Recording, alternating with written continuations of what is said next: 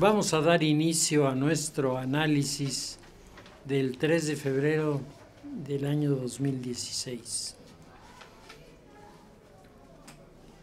El año que inicia es un año en el que grandes acontecimientos en el marco nacional e internacional se van a mover, se van a crear sin duda nuevas instituciones y la sociedad en términos generales está esperando tanto de las universidades como de los centros de investigación una orientación respecto de temas que se están volviendo polémicos y que sería importante aclarar a una brevedad importante para la gente.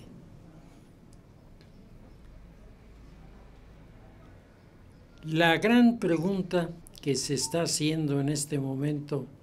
la sociedad internacional es, finalmente, ¿cómo va a quedar el escenario mundial aceptando que Estados Unidos ya no juega el rol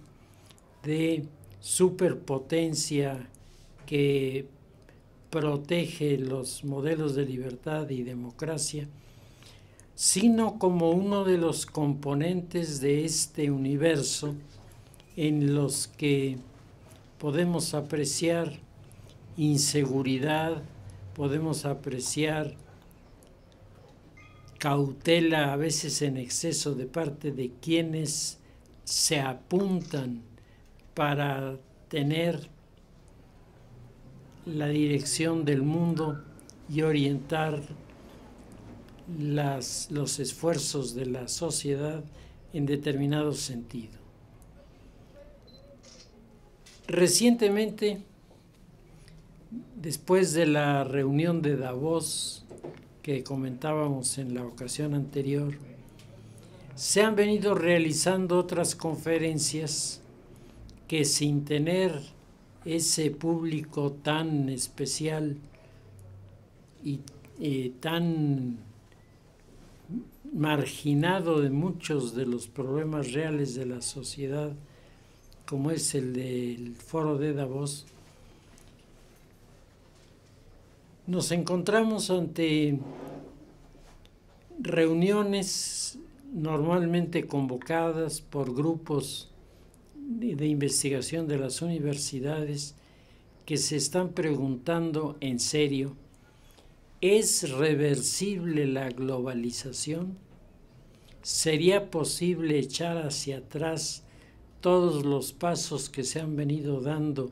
para que la globalización de la información sea el eje conductor de los acontecimientos? Y la sola pregunta nos hace ver de antemano cuántos están dispuestos a hablar, unos en favor y otros en contra, de este escenario internacional que cambia. Por lo pronto, el tema de la mundialización de la información y los intentos de mundializar también los mecanismos económicos están allí como un testimonio de que las cosas quieren comenzar a funcionar. Los teóricos británicos que han venido manejando ya desde hace algunos años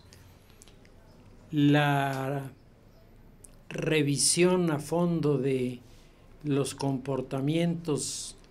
tanto de los grupos sociales, los grupos políticos, los grupos religiosos, los grupos económicos y en general cómo se están moviendo las ideas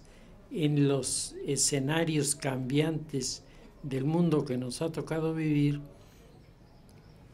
Todos estos factores, todos estos actores están intentando formar una corriente en la que se pueda desarrollar la tendencia que domina en el escenario y quiénes van a tener que realizar mayores esfuerzos y quiénes van a ser beneficiados, a veces sin mover prácticamente algo importante en sus comunidades. La sociedad mundial, decíamos, está atravesando en lo político por una grave crisis de la democracia. Estamos viendo a los demócratas salir vapuleados en buena parte de los procesos electorales en el mundo, y por otro lado, y creo que este es un ángulo que se descuida mucho,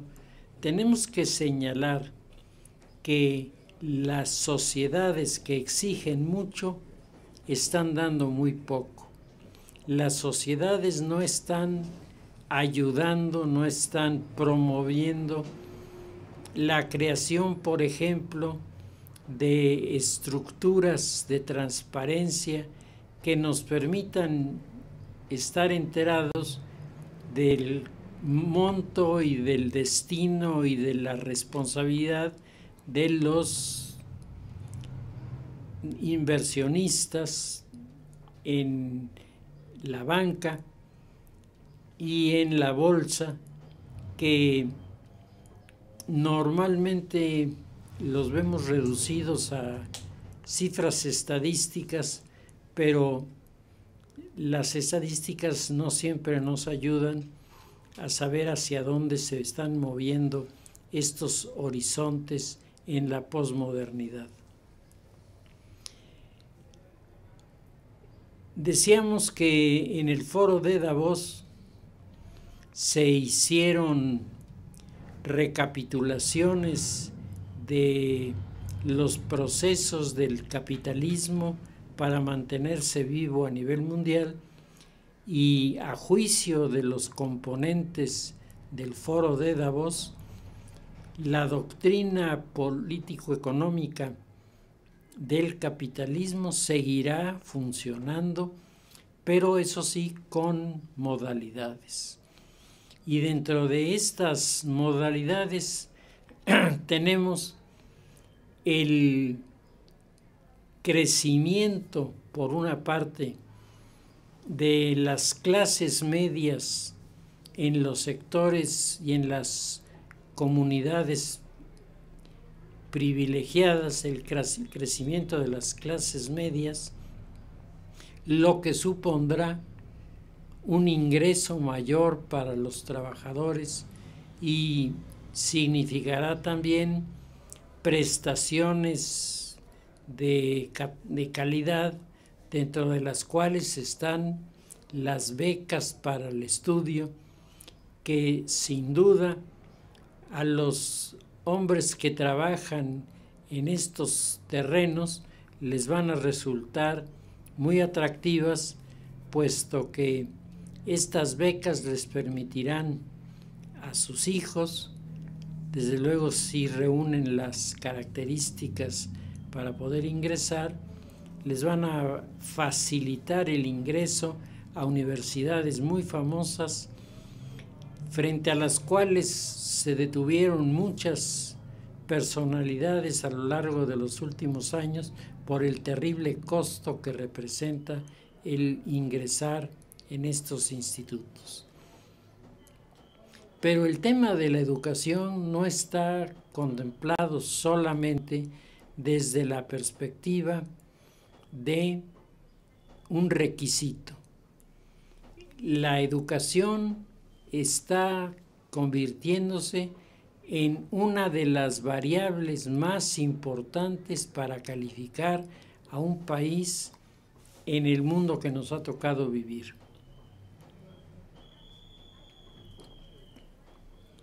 Son sin duda numerosos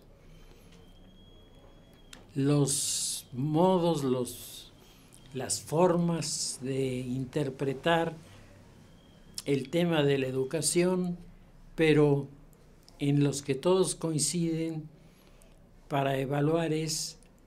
cuántos de los egresados de las universidades de los diferentes países se encuentran hoy sumados a los organismos de educación en el marco internacional que tengan un reconocimiento por su precisión en las investigaciones y por los resultados de las mismas. El tema parece totalmente técnico y algunos autores han comenzado a hacer circular en la comunidad visiones y versiones sobre lo que puede hacerse en el terreno de las nuevas formas de la educación, dando por supuesto que cualquier innovación, cualquier enfoque nuevo es de por sí algo importante y verdadero. Y ahí se están equivocando radicalmente. Los países que venimos atrás, los que venimos en la corriente de las comunidades emergentes, no tenemos ese sentimiento de estar presionados para dar resultados y tal vez por eso se llegue a situaciones que resultan imposibles de comentar o de explicar en otras alternativas. Apenas comienza el año y nos anuncian que la evaluación en las escuelas, la evaluación a los maestros y a los alumnos se va a suspender. Y esto como una, entre comillas, política nueva de la Secretaría de Educación,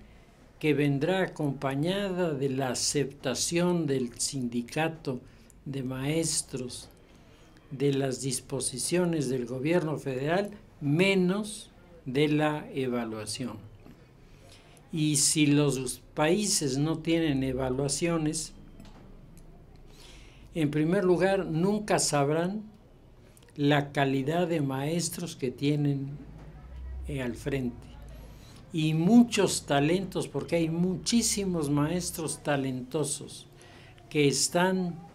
en la posibilidad de dar un salto cualitativo en su trabajo si son bien impulsados. ¿Cuántos de esos van a quedar ignorados simplemente porque ya no se va a hacer evaluación? Y del otro lado están los pésimos maestros, que son los grandes promotores de la idea de que no haya evaluación, que están particularmente interesados en que no se evalúe aquello de lo que ellos carecen. Y ellos saben que si la sociedad en un momento dado revisara la currícula de muchos de los representantes del sector educativo, tendrían que ser suspendidos muchos más de los que la gente en general supone. Por otro lado, la evaluación a los alumnos, si los alumnos no la aceptan, si no se practica la evaluación con los alumnos, ¿de qué nos escandalizamos y de qué protestamos cuando en las listas de las organizaciones educativas a nivel mundial estamos apareciendo casi en los últimos lugares? ¿Qué pretexto se puede poner para suspender estas evaluaciones en las que además todos los partidos habían coincidido hace ya 3 años y que en la práctica, la mafia que gobierna los sindicatos de trabajadores ha impedido que se hagan las revisiones a fondo. Se han hecho algunos que pudiéramos considerar hasta muestreos, que hablan precisamente de lo que estamos diciendo. Maestros muy buenos que están abandonados, maestros muy buenos que darían muchísimo de su conocimiento y de su experiencia en otras circunstancias, se ven obligados a permanecer amarrados a sus clases, a sus plazas, sin una evaluación que les permita crecer. Y del otro lado, como comentábamos, el conjunto de malos maestros que están felices porque ahora sí ya no van a tener quien les tome la medida y diga si lo están haciendo bien o lo están haciendo mal. En las universidades europeas, como en las universidades norteamericanas, el tema de la universidad tecnológica va creciendo de manera cada día más importante. La enseñanza universitaria tecnológica no es algo que deba ni asombrarnos y mucho menos molestarnos. La ciencia se desarrolla en la universidad. Una de las áreas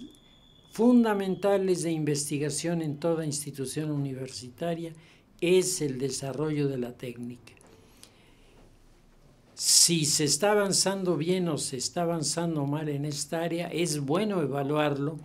para saber si los alumnos que salen de esta institución o de la otra son más competentes o tan competentes o más competentes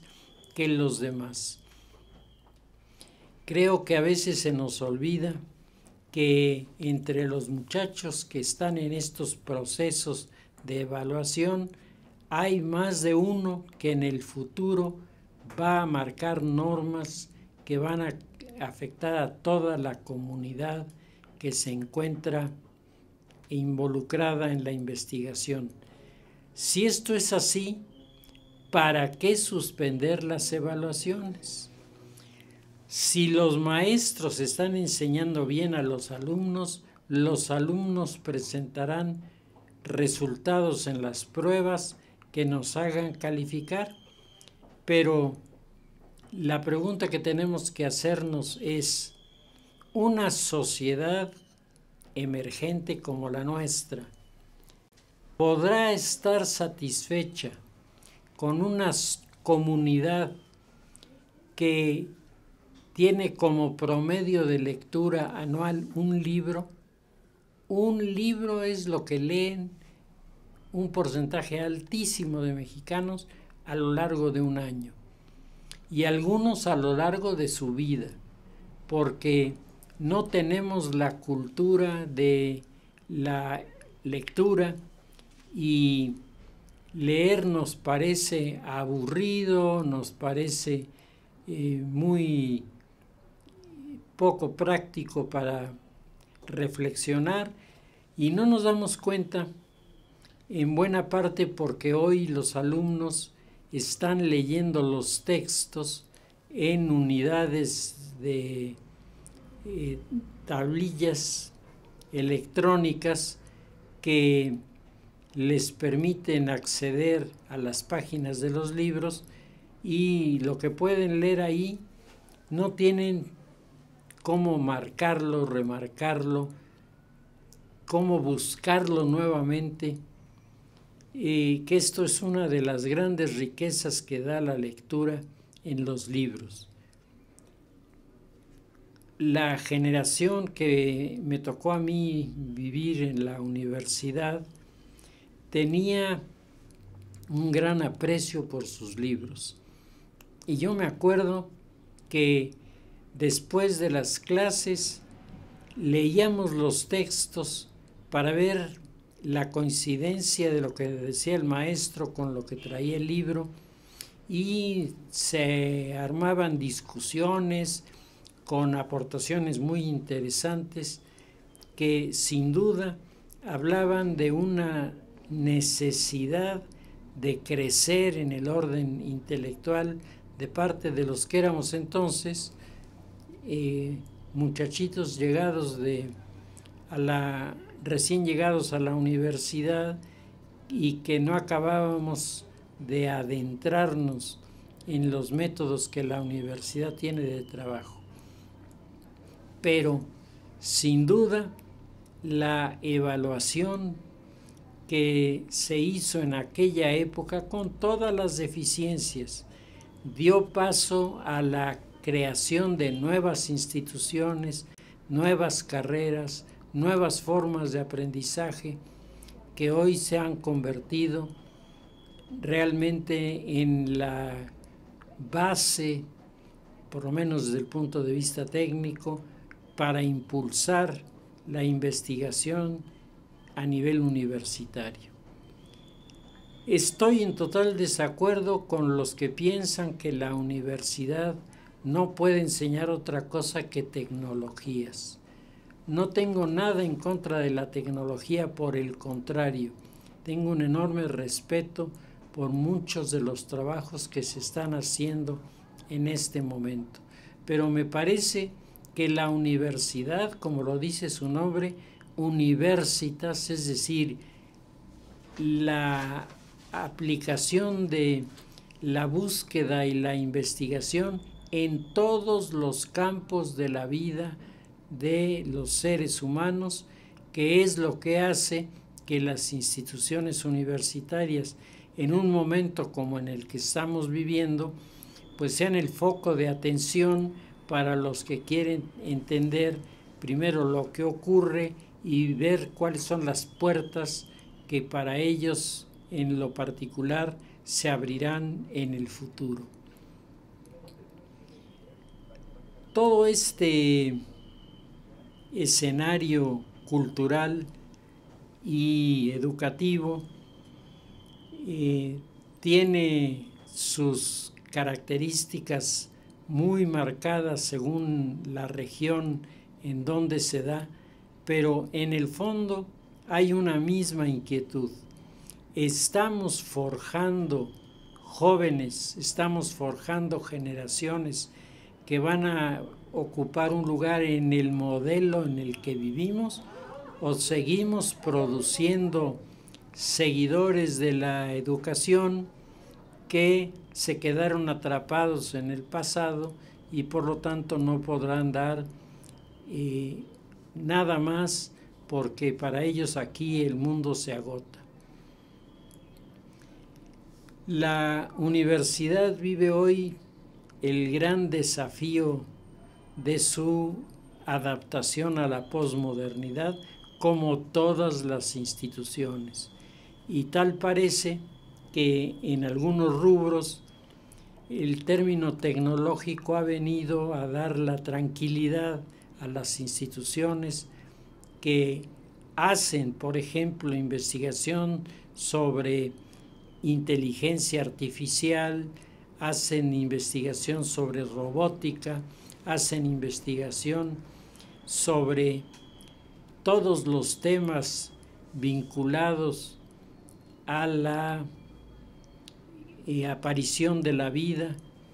en los laboratorios, y todas las generaciones que están involucradas en esto sin duda tienen mucho que decir, mucho que opinar de estos proyectos que son los proyectos de las universidades. Pero la universidad necesita también de la filosofía, la universidad necesita también de la psicología, la universidad necesita también de todas estas ciencias humanísticas que son las que le vienen a dar el entorno de valores a la tecnología, que es el resultado del manejo de los buenos números con la ciencia para resolver problemas técnicos. El mundo que desde la caída del muro de Berlín comenzó a transformarse de manera tan rápida,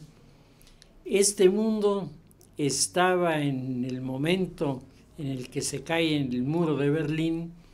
dominado desde el punto de vista político, económico y cultural por Norteamérica. Hoy, decíamos, Norteamérica se corre a un lado. El gobierno de Barack Obama ha hecho muchas declaraciones en el sentido de que Estados Unidos no va a cargar con la responsabilidad de la seguridad en el mundo entero, y entonces comienzan a animarse otros a buscar una posición en estos temas polémicos que se están suscitando hoy. Y los geopolíticos que hasta la caída del muro de Berlín estaban manejando una interpretación de los acontecimientos que tenía un trasfondo militar innegable, hoy son los primeros en decir que los aspectos de desarrollo de la industria militar son los que más preocupación están causando en las universidades, porque tener un arma de destrucción en las manos es para cualquier nación del mundo una responsabilidad enorme, porque muchas vidas humanas dependen de que se maneje bien este artefacto. Si nosotros hacemos un recuento de lo que se ha aportado en la época de la Guerra Fría, va a salir inmediatamente pues la aportación en el orden militar. Pero detrás de la aportación del orden militar, de los utensilios de la guerra, aparecieron también nuevas industrias, aparecieron también nuevas ideas de operar, nuevas ideas de impactar en la comunidad y en la sociedad, y eso tiene que aplicarse al momento presente, que es cuando las instituciones comienzan a preguntarse si van bien en ese camino de una tecnología desprovista totalmente de principios y de valores. La vida humana ha perdido en muchos casos su valor, y en territorios como África nos estamos encontrando con verdaderas hecatombes que se producen no solo porque estos países tienen menos universidades y tienen universidades menos dotadas de recursos de las que tenemos nosotros, no solo por eso, sino porque la visión de la Guerra Fría dejó también en muchos el concepto de que las grandes potencias iban a resolver todos los problemas de la humanidad. Pues no hace mucho la declaración de Barack Obama, desvinculándose de los conflictos internacionales, nos hacía ver que las cosas ya no son como antes. Y entonces en este momento lo que se está registrando es una tensión que está a punto de romperse para marcar las nuevas disciplinas que van a ocupar en las universidades y en los centros de investigación los lugares más importantes. Y al mismo tiempo nos estamos encontrando con que hay países que tenían una economía de subsistencia, y uno de estos países se llama China. Los chinos tenían una economía de sobrevivir y de repente los chinos, de la caída del muro de Berlín a la fecha, han dado la gran sorpresa y han convertido en China a sus ciudadanos en ciudadanos clase medieros, ciudadanos de clase media, en una proporción que supera 10 veces al total de los habitantes de Inglaterra en este momento. Es decir, lo que para los análisis de los geopolíticos y geoestrategas de los Estados Unidos en el pasado era el punto de referencia, hoy se ha cambiado hacia la zona asiática y particularmente hacia China, en donde se vive una comunidad que se vuelve casi esquizofrénica por tener inversiones, manejo y manipulación de los datos económicos para hacer una gran campaña de promoción de sus productos, y por otro lado siguen estando disciplinados a un partido que les niega el derecho a la reunión, el derecho a la expresión, el derecho a negarse a realizar pruebas que no tengan un aval ético en su propuesta. Todo esto en China no pasa. En China lo que se está dando es un crecimiento económico impresionante que ha generado todas estas clases medias, pero el Partido Comunista sigue empeñado en que tiene la razón, aunque todos los estados de cuenta que se presentan en la Junta del Pueblo, en la reunión del pueblo, que es el organismo de gobierno de China, todos los que ahí están presentando sus números lo están haciendo de acuerdo a las teorías capitalistas. ¿Qué pasará con China en este sentido? Hay una enorme incógnita, pero el tiempo para que se resuelva no puede estar muy lejos. Por otro lado está la India. La India ha comenzado también a crecer, pero en la India uno de los fenómenos más comunes es que aquellos hindúes que tienen recursos económicos para mandar a los hijos a una universidad normalmente manejada por ingleses, o sea, Inglaterra culturalmente no ha perdido su presencia en la India. Los que reciben títulos educativos de parte de estas instituciones no se están quedando en la India. Los que logran obtener estos diplomas que les hacen promocionarse en el marco internacional van a trabajar a la ONU, van a trabajar en los organismos de consulta, en los organismos de planeación, en los organismos de revisión estratégica que tiene la Organización de las Naciones Unidas, en donde si ustedes buscan cualquiera de las publicaciones y se ponen a ver quiénes son los que escriben, más del 80% son hindúes. Además, hindúes con una estupenda preparación, con una formidable capacitación, que tienen en la India un entorno en donde no hay donde aplicar muchos de estos criterios.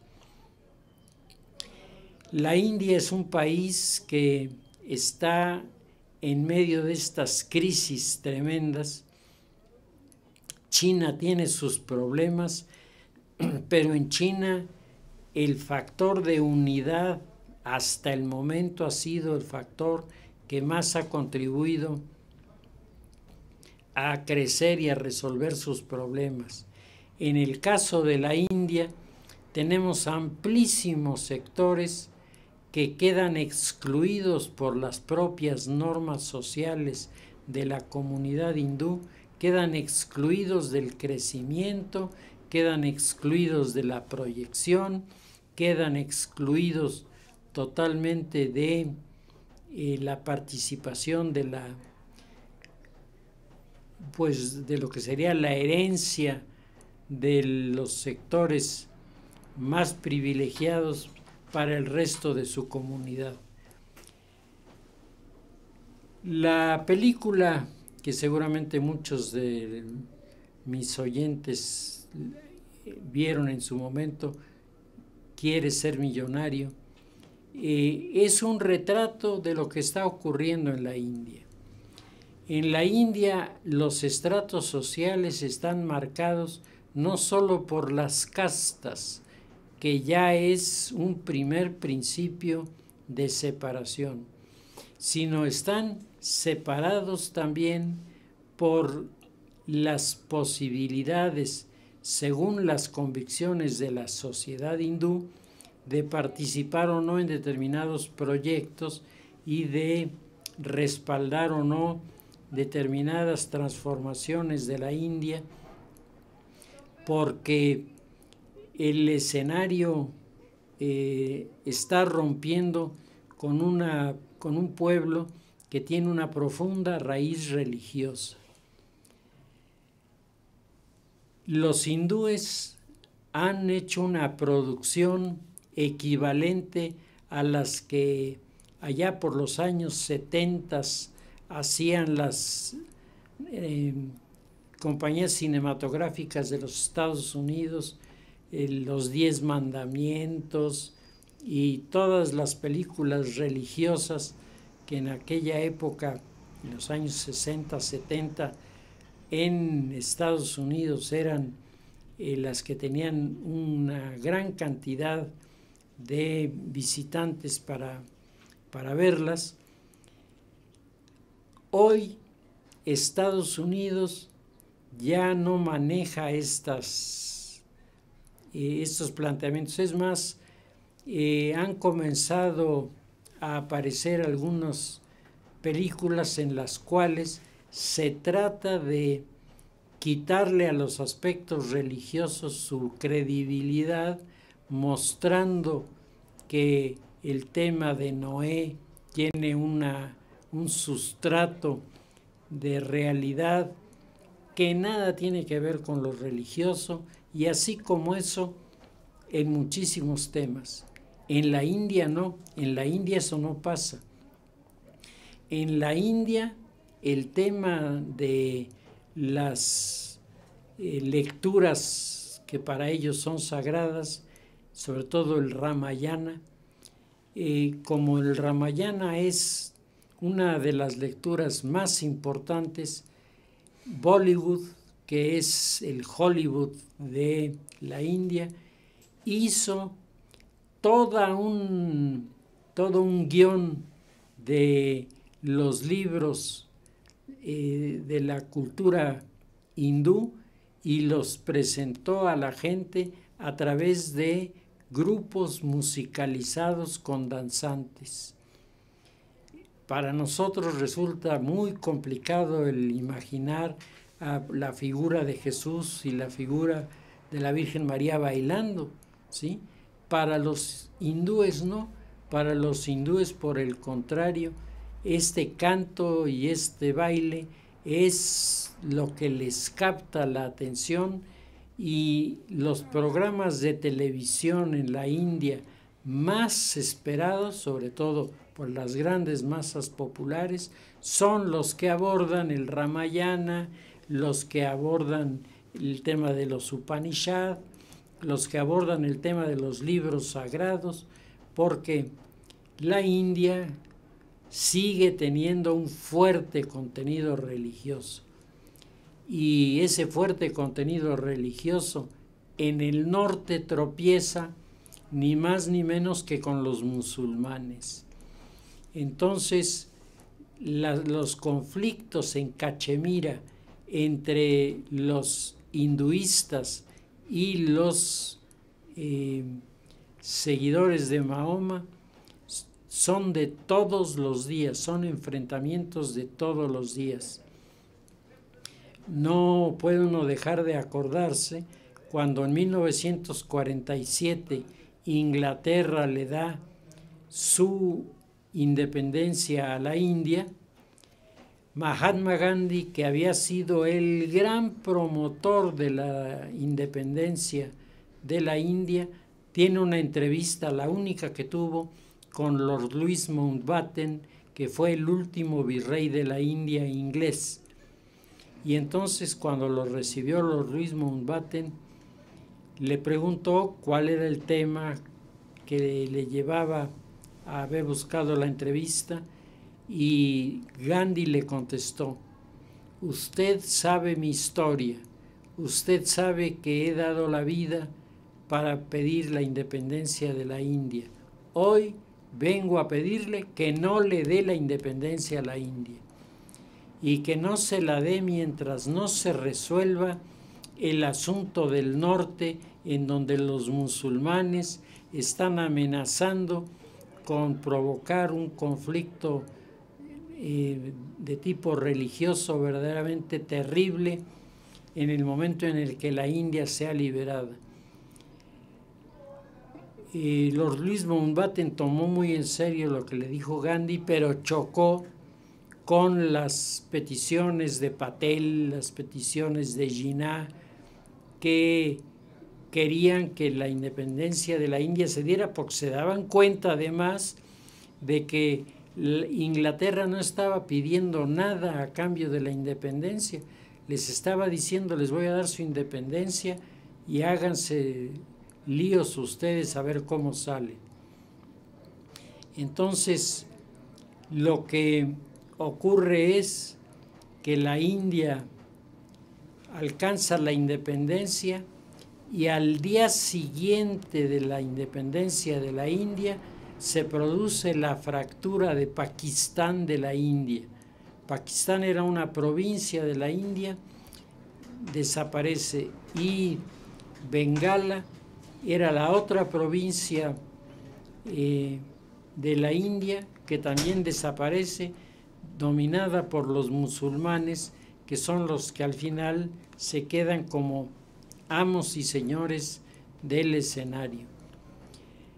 El choque entre musulmanes e hindúes después de que la India se independiza tiene el saldo de 1 millón de muertos en un mes. 1 millón de muertos en un mes, todos ellos víctimas de los diferentes credos religiosos. Los sikhs contra los musulmanes contra los hindúes y contra los sikhs, los habitantes de Pakistán que se sentían hindúes reclamando permanecer en la unidad, y los musulmanes que comenzaron a encontrar una nueva identidad en contra prácticamente de todos. Los relatos de aquella época son estremecedores y hacen ver cómo los fundamentalismos religiosos arrastran a conductas que resultarían inexplicables en cualquier otro caso. Los sikhs armaban batallones de ciclistas que a toda velocidad se metían en los barrios de los musulmanes, llevaban una espada en la mano y les iban cortando la cabeza según se los iban encontrando. Esto verdaderamente habla del problema de fondo de la India. La India no avanza no porque no tenga riqueza. La India tiene una enorme riqueza, es un país con muchísimos recursos, es un país con muchos productos, es un país que podría vivir en condiciones muy buenas si no fuera por el comportamiento de enemistad interna que se genera en este país por problemas de tipo religioso. La India ha quedado fuera del BRIC, que es el equipo económico político que se ha formado para una alianza continental de producción. El BRIC suponía que la India sería el baluarte y la realidad es que la India ha sido sustituida por Indonesia. Entonces, como una comunidad que tiene tantos intelectuales escribiendo en los textos de las Naciones Unidas y sobre todo en los textos sociológicos, políticos, culturales, económicos, religiosos, que uno puede decir, aquí hay una potencialidad muy grande y esa potencialidad desaparece por el enfrentamiento entre sus ciudadanos. Corea del Norte es la siguiente pesadilla del mundo asiático, porque mientras el resto del continente asiático, incluyendo China, ha reducido de manera sustantiva su interés por los misiles de carga atómica, el actual gobernante de Corea del Norte ha hecho una pequeña prueba con una bomba de hidrógeno que demuestra primero que cuando él dice que tiene armamento atómico es cierto, y segundo, que el hombre es capaz en cualquier momento crítico de apretar el botoncito para arrojar una carga atómica que tendría consecuencias devastadoras en el lugar en donde cayera. Hace algunos años, lo que Corea del Norte declaraba, China lo respaldaba sin ninguna cortapisa. Hoy China estuvo en desacuerdo con Corea del Norte y le pidió a los coreanos que abandonaran las investigaciones de armamento atómico porque eso estaba vedado en el mundo en que vivimos. El escenario mundial ya no es el de antes. El escenario mundial está cambiando. Se ha creado el acuerdo del Pacífico del Sur, en el cual México está incorporado, y este organismo, en donde está China, que también se ha sumado, en donde está Brasil, que también busca llegar con sus productos al Pacífico. Hay que recordar que Brasil no tiene mar, no tiene playa en las costas del Pacífico, sino todas las playas brasileñas son la costa atlántica, pero están en la disposición de construir una vía rápida que puede ser transitada por vehículos y al mismo tiempo acompañada de una vía férrea que permite el transporte de las mercancías. Los alcances de una visión de este tipo pueden hacer que el organismo tenga resultados y comience a jalar. Y en el momento en que comience a jalar,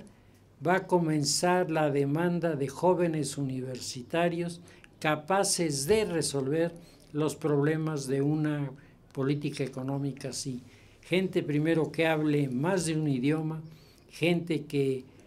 tenga conocimientos tanto técnicos como humanísticos, una comunidad universitaria que esté pensando en el futuro sin despegarse del presente. Esto es lo que va a comenzar a ocurrir en muy poco tiempo. Y un dato más que inquietante nos dice que en las últimas encuestas se encuentran 20 millones de jóvenes en el continente americano, en la parte norte, es decir, entre México, Canadá, Estados Unidos y Canadá, 20 millones de jóvenes ni trabajan ni estudian y les vale. Y entonces, con un escenario así, la pregunta es si los sistemas actuales de reclutamiento para la educación son los más funcionales o tienen una responsabilidad en estas actitudes que estamos viviendo. Para terminar, el día de hoy sale un desplegado de página entera de Mexicanos Primero, de Claudio X González, en donde hace una enérgica reprobación a la decisión de ya no hacer evaluaciones en la Secretaría de Educación. Y precisamente Claudio se va a estos temas de los que estamos hablando. Mientras el mundo está presionando para que los alumnos estén cada vez mejor preparados, cada vez más dotados culturalmente, la Secretaría de Educación parece decir no al futuro de los jóvenes, y entonces, por razones que hasta el momento solo ellos entienden, están proclamando esta negación a hacer evaluaciones de maestros y alumnos, y por lo tanto a dejarnos en los últimos lugares de los niveles educativos en este país. Lo dejamos ahí y continuaremos con el tema la próxima semana.